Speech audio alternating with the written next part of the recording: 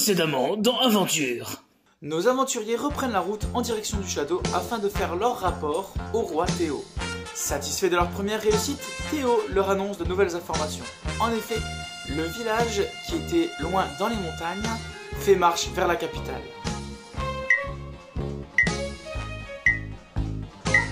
Nos aventuriers auront minimum 10 jours pour pouvoir régler la situation avant que les paysans en colère ne viennent saccager la capitale.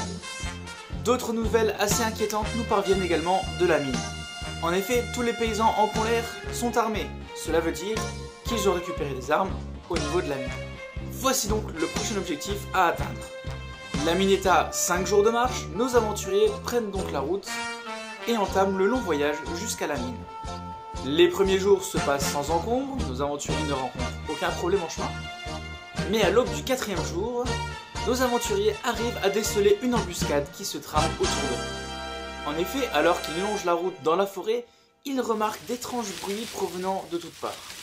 Grâce à leur rapidité, certains arrivent à agir avant que les guerriers ne leur tombent dessus. Dès le début du combat, Benjamin se téléporte derrière un des ennemis pour lui asséner un coup de dague. Cet assaillant n'aura rien le temps de faire car juste après, Hugo arrive et le tranche en deux avec son épée longue. Arda, quant à lui, utilise sa potion de frénésie pour rendre fou un des embusqués.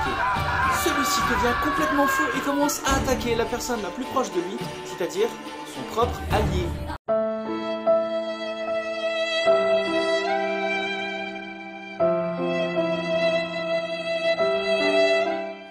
Les premiers embusqués sont vite maîtrisés par nos aventuriers. C'est à ce moment-là qu'un assassin tombe sur Samuel. Enfin, tombe à côté de Samuel. En effet, au dernier moment, Samuel le voit arriver et fait un pas de côté, et l'assaillant tombe vers lui et se tord la cheville. Mais cet assassin est très rapide, il a le temps de frapper Samuel à la cuisse. Juste après, tous nos aventuriers ripostent, les coups de pied pleuvent, les flèches, les dagues, les couteaux de lancer. Cet assassin a beau avoir une armure sur lui, cela ne le protège pas de tous les coups qui pleuvent.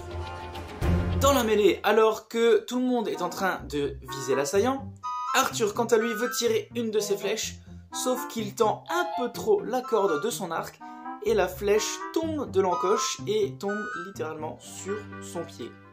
Le combat a été très court mais très intense. Nos aventuriers parviennent à capturer l'assassin.